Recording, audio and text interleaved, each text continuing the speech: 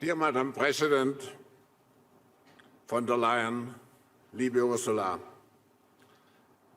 at a time in history, as we have seen also in the speech of the First Lady, at a time in history during which unprecedented, unimaginable challenges demand exceptional leaders, it is a deep honor to have you with us to present your vision for the future of Europe and Europe's role in the world. I'm convinced that your commitment and your visionary leadership to a stronger and closer union, particularly during those times where Europe is really tested, have been so essential, your leadership, and will continue to be so. Madam President, we are excited to have us with you today. The stage is yours.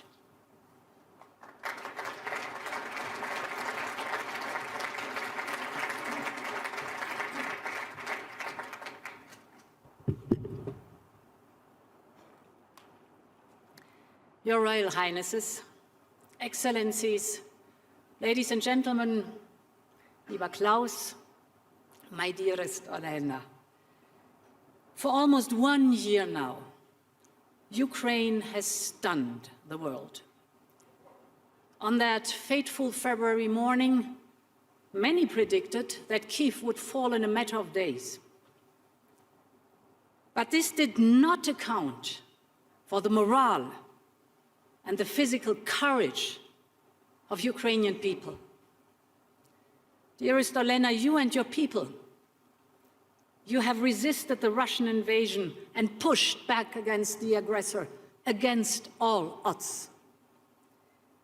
Not even Russia's relentless attacks on civilians, and you have described them, or the specter of a brutal winter have shaken your resolve. In this last year, your country has moved the world and has inspired Europe. And I can assure you that Europe will always stand with you. Many doubted whether that European support would be so unwavering. But today, Ukraine is a candidate country to access the European Union. European countries are providing more and more critical weapons to Ukraine. We're hosting around 4 million Ukrainians in our cities, our homes, and our schools. And we have put in place the strongest sanctions ever, which leave the Russian economy facing a decade of regression and its industry starved of any modern and critical technologies. There will be no impunity for these Russian crimes.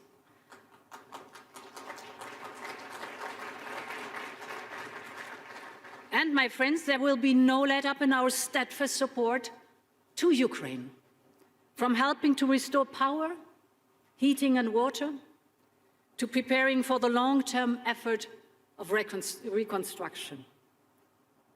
And to reaffirm that support, we announced yesterday that the Commission is delivering 3 billion euros of financial support. This is the first tranche of our 18 billion support package for 2023, the largest ever macrofinancial assistance to a third country. This is a strong message, and this will bolster Ukraine's financial stability, help to pay wages, ensure the running of hospitals and housing services and schools. I just want to say, my dearest Olena, and I think I can speak on behalf of this hall and this audience here, we are in it for as long as it takes and stand by our Ukrainian friends.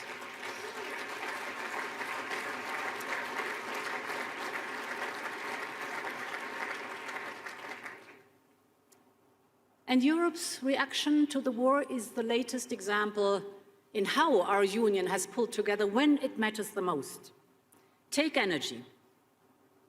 A year ago, Europe had a massive dependency on Russian fossil fuels built over decades.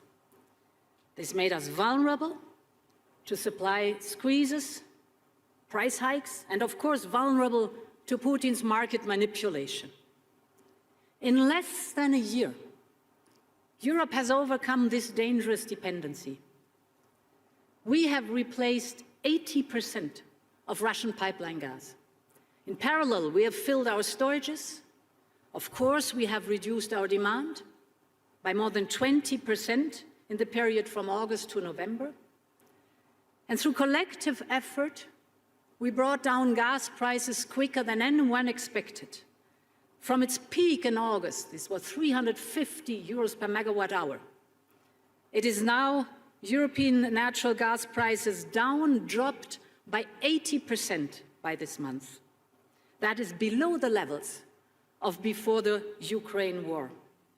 Europe has once again shown the power of its collective will.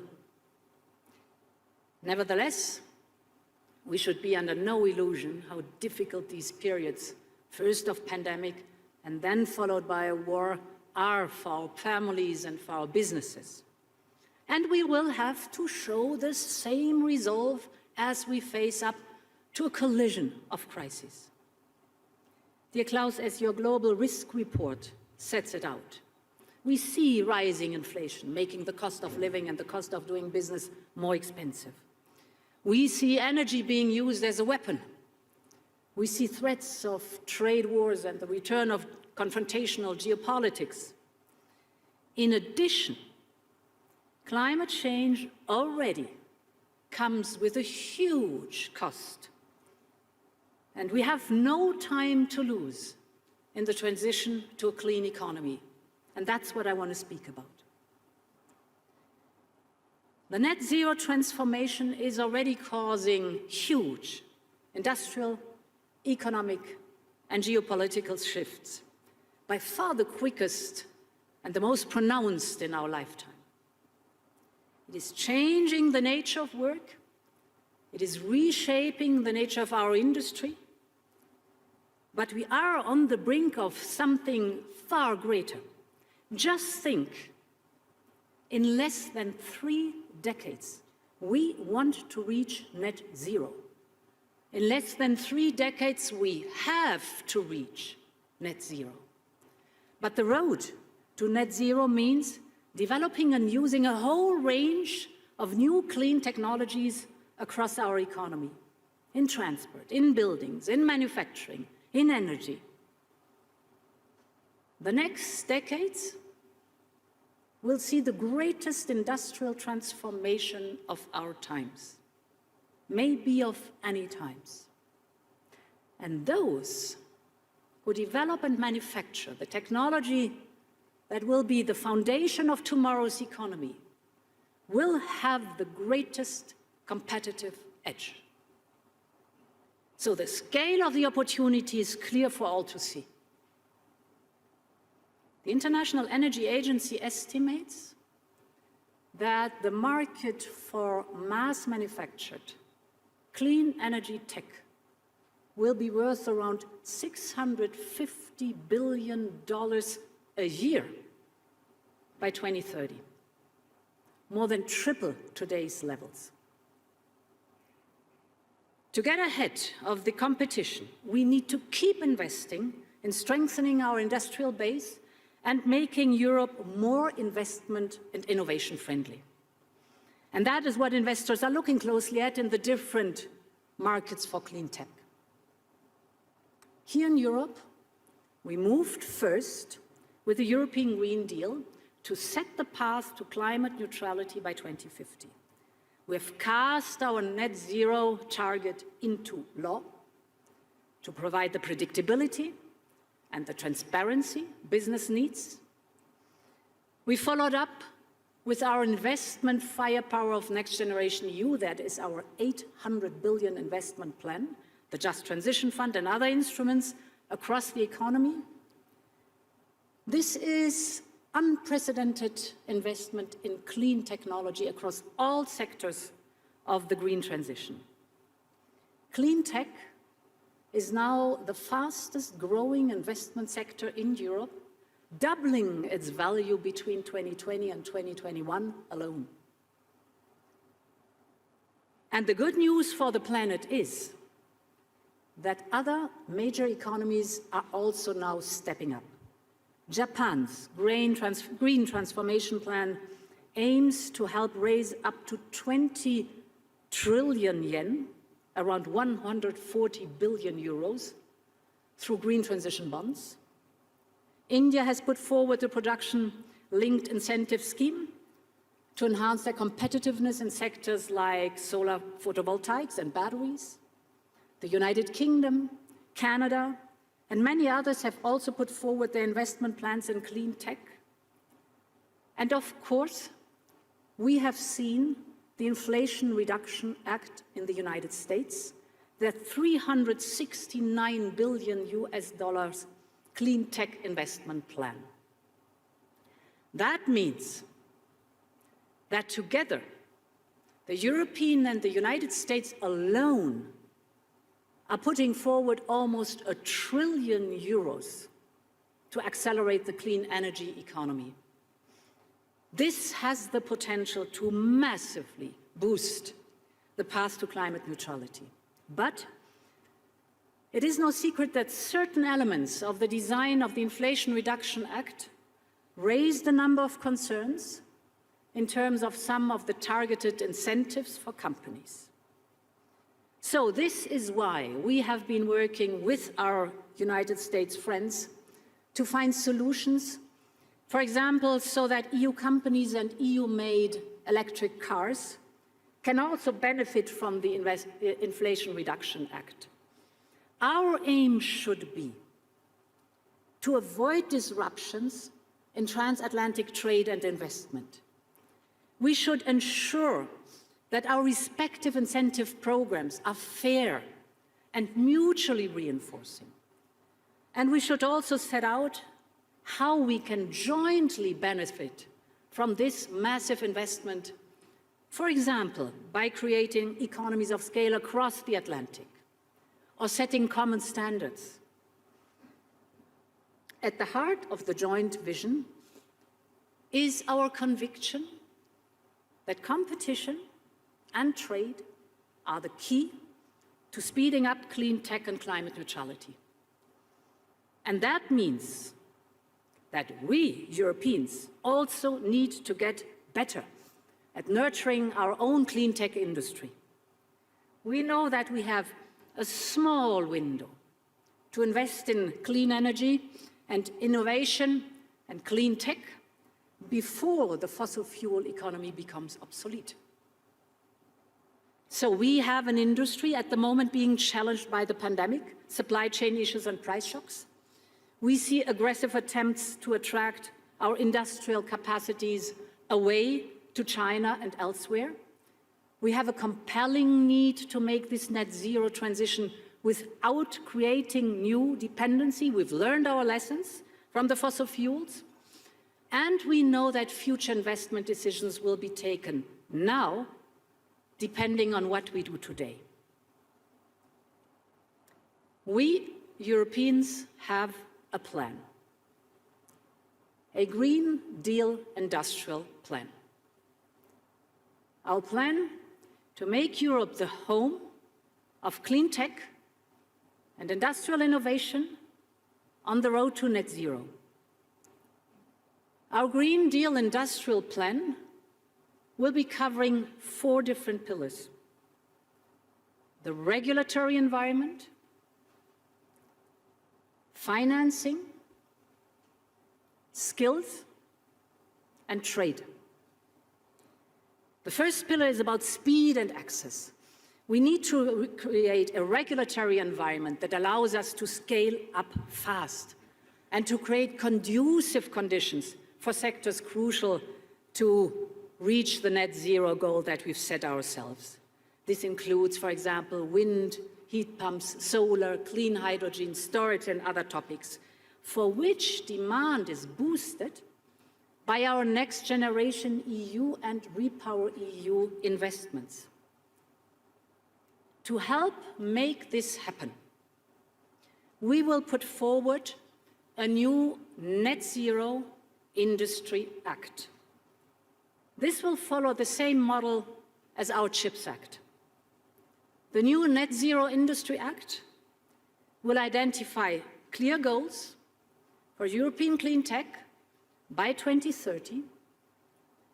The aim will be to focus investment on strategic projects along the entire supply chain.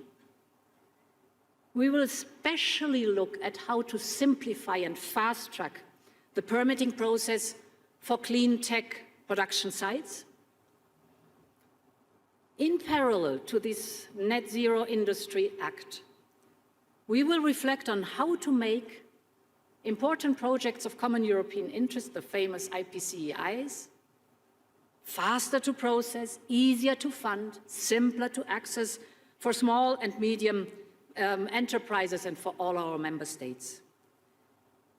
The Net Zero Industry Act will go hand in hand with the critical Raw Materials Act. For rare earths, which are vital for manufacturing key technologies like wind power generation, hydrogen storage, you name it. Europe is today 98% dependent on one country, China.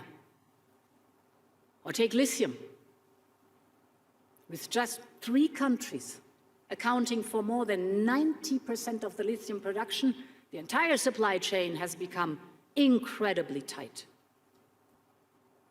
This has pushed up prices and is threatening our competitiveness, so we need to improve the refining, processing and recycling of raw materials here in Europe.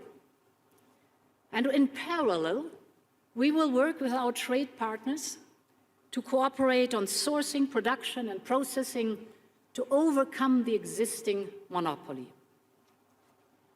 To do this, we can build a critical raw materials club, working with like-minded partners from the United States to Ukraine to collectively strengthen supply chains and to diversify away from single monopoly.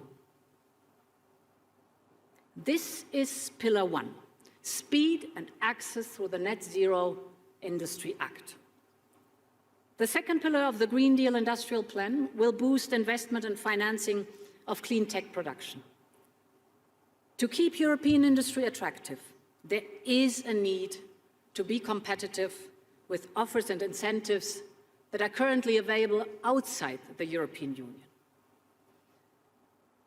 This is why we will propose to temporarily adapt our state aid rules to speed up and simplify them. Easier calculations, simpler procedures, accelerated approvals. For example, simple tax break models.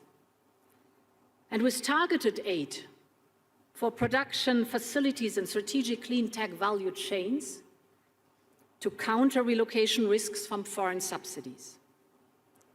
But we also know that state aid will only be a limited solution which only a few member states can use.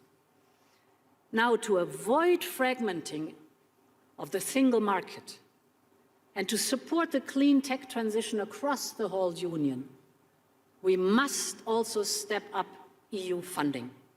For the medium term, we will prepare a European Sovereignty Fund as part of the midterm review of our budget this year. This will provide a structural solution to boost the resources available for upstream research, innovation, and strategic industrial projects. But as this will take time, we will look at a bridging solution where it is most needed to provide fast and targeted support. And to support this, we are currently working hard on a needs assessment. So the second pillar is funding and state aid. The third pillar of the Green Deal Industrial Plan will be developing the needed skills to make this transition happen. The best technology is only as good as the skilled workers who can install and operate it. And with a huge growth in new technologies, we will need a huge growth in skills and skilled workers in this sector. This will cut across all we do, whether it is regulation or finance, and will be the priority of our European Year of Skills. The fourth pillar will be to facilitate open and fair trade to the benefit of all. For clean tech to deliver net zero globally, there will be a need for strong and resilient supply chains. Our economies will rely ever more on international trade as the transition speeds up to open more markets and to access the input needed for the industry. So we need an ambitious trade agenda, including by making the most, for example, out of the existing trade agreements, for example with Canada, or for example with the United Kingdom, with which we are trying hard to sort out our difficulties. We're working on concluding agreements with Mexico, Chile, New Zealand, and Australia, and to make progress with India and Indonesia. And we need to restart a conversation regarding the Mercosur agreement, because international trade is key to helping our industry cut costs, create jobs, and develop new products. But by the same token, where trade is not fair, we must respond more robustly. China has made boosting clean tech innovation and manufacturing a key priority of its 5-year plan. That's good. It dominates global production in sectors like electric vehicles and solar panels, which are essential for the transition. But competition on net zero must be based on a level playing field. China has been openly encouraging energy-intensive companies in Europe and elsewhere to relocate all or part of their production. They do so with the promise of cheap energy, low labor costs, and a more lenient regulatory environment. At the same time, China heavily subsidizes its industry and restricts access to its market for European Union companies. We still need to work and trade with China, especially when it comes to this transition. So we need to refocus our approach on de-risking rather than decoupling. This means using all our tools to deal with unfair practices, including the new foreign subsidies regulation. And we will not hesitate to open investigations if we consider that our procurement or other markets are being distorted by such subsidies. We want to cooperate, we want to work together. Climate change needs a global approach, but it has to be a fair approach and a level playing field. Ladies and gentlemen, the story of the clean tech economy is still being written. And over the years I've been coming to Davos, I've heard many times that we are on the cusp of a period of creative destruction that the economist Joseph Schumpeter spoke of. His idea that innovation and new tech replaces the old, leaving the old industry and jobs behind. In many ways, this dynamic applies to the clean tech revolution of today and tomorrow. But I believe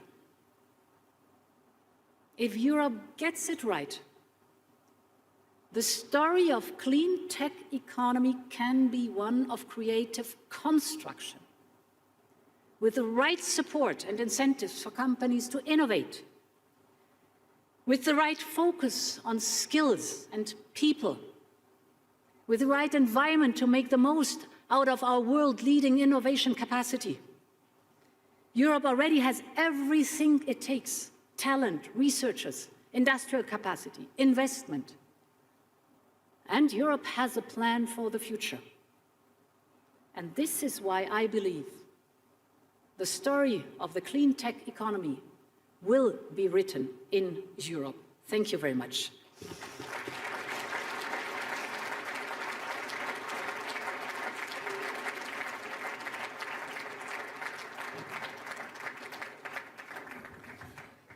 Thank you very much, Madam President, for this clear, comprehensive, upbeat and future-oriented vision which you laid out for Europe. We have time for just maybe one or two questions, if you agree. And when you were here last time, we started to discuss the need to come together also for reconstruction of Ukraine. And now, of course, it may sound premature, but we have to prepare ourselves. Could you say some words? Absolutely, absolutely. It is not premature. It is up and running since this month. We started the reconstruction platform because it includes repair and relief right now. And Ukraine needs repair and relief right now, then to go slowly but surely into the reconstruction. And indeed, the political leadership is with G7. The motor, the engine, is with the Secretariat, with the European Commission in Brussels and in Kyiv, together with our Ukrainian friends.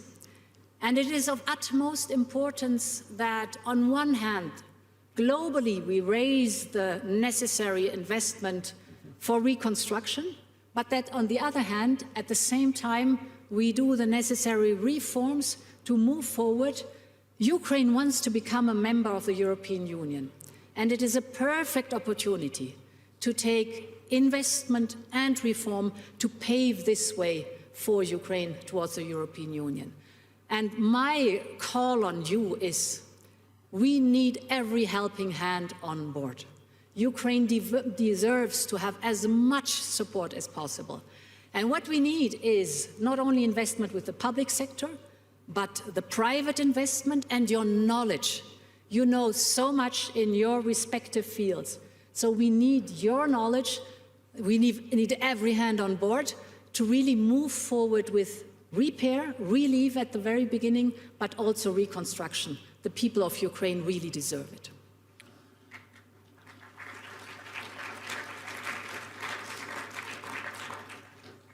Ursula, you have laid out the revitalization efforts for Europe.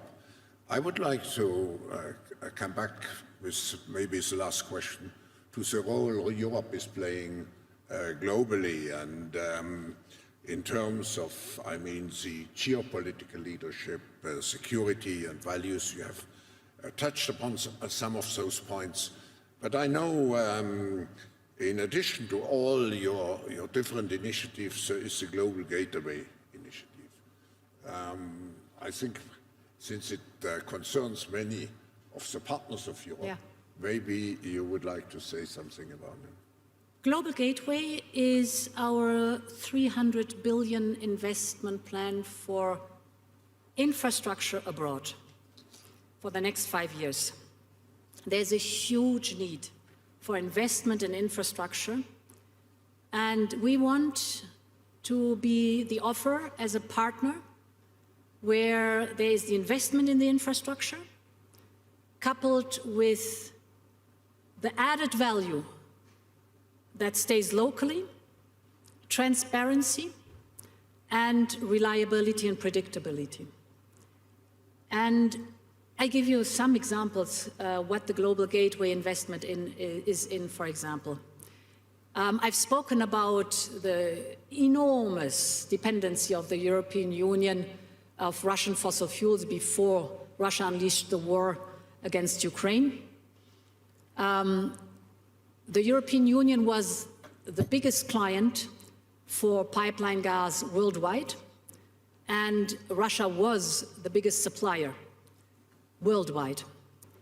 And this huge demand of the European Union is now completely shifted away from Russia. We have completely decoupled and diversified away. But this demand, of course, is looking for new, trusted, long-term suppliers. And we have to be very careful that we do not create a lock-in effect in fossil fuels, but that we use this opportunity to leapfrog forward into clean energy. And here comes the opportunity of Global Gateway. Our friends, for example, on the African continent, have resources for renewable energy in abundance. What is missing is the infrastructure.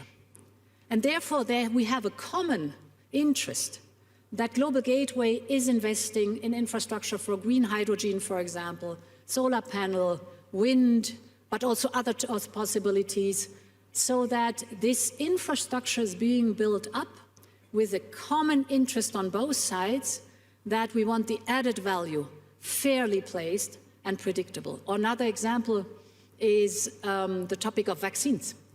We learned our lesson in the pandemic that it is not sustainable if vaccines have to be donated. The African continent, our African friends, want the technology, rightly so. And therefore, the mRNA technology has been brought to different countries. There, with private partners, Global Gateway is building up, together with our African friends, manufacturing capacities for vaccines in order to give the opportunity and have the next time that we have the need for vaccines, the technology on the African continent, vaccines manufactured in Africa for Africa, and all the possibilities that are in this new revolutionary mRNA technology. Two very recent examples that show what Global Gateway is all about. Madam President, in the beginning, and I just said we want to have here at this meeting a let's do it attitude, and we have the capabilities. I think your speech this morning provided the best example of the let's do forward-looking attitude, and we have to be also clear that we have to do the necessary investments. I just want to highlight one point, the necessary investments into the skills which we need in the future. So we wish you all a very good, how should I say, progress in all those visionary initiatives. And thank you again for joining us this morning. Thank you. Thank you.